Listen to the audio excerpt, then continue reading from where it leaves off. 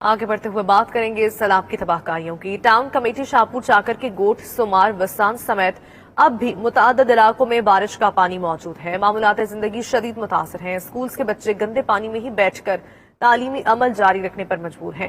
مزید کی صورتحال ہے جانیں گے آصف علی میمن سے۔ آصف علی، بتائے گا پانی کی نکاسی اب تک ممکن نہیں بنائی گئی؟ بارش کے 1.5 ماہ بعد بھی ٹاؤن کمیٹی شاہپور چاکر کے وارڈ نمبر 2 کے گوٹ سومارسان میں تاحال کئی فٹ پانی موجود ہے۔ اس تعفن زدہ پانی سے علاقے میں بیماریاں پھیل رہی ہیں، زندگی مفلوج ہو کر رہ گئی ہے، گھر تباہ ہو چکے ہیں۔ مقامی طلبہ و طالبات آج بھی کئی فٹ پانی میں سے گزر کر اسکول پہنچتے ہیں اور اسکول کی عمارت میں گندے پانی میں بیٹھ کر تعلیم جاری رکھنے پر مجبور ہیں۔ یہ سامنے ہمارا گھر ہے، یہ 4 سے 5 فٹ پانی ہے اور اسی سے ہم اسکول جاتے ہیں۔ برائے مہربانی ہمارے گاؤں سے اور اسکول سے پانی نکالا جائے تاکہ ہم پڑھ سکیں۔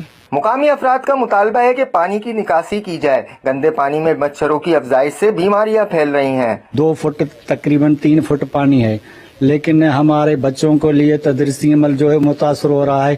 پانی کی وجہ سے بیماریاں، مچھر اور سارے جو ہے وہ بھی پیدا ہو چکے ہیں۔ ٹاؤن کمیٹی شاہپور چاکر کی انتظامیہ کو گوٹ سمارسان سمیت پورے علاقے سے تاحال بارش کے پانی کی عدم نکاسی کا فوری نوٹس لینا چاہیے۔ کیمرامین عاطف علی کے ساتھ آصف علی میمن، 92 نیوز، شاہپور چاکر۔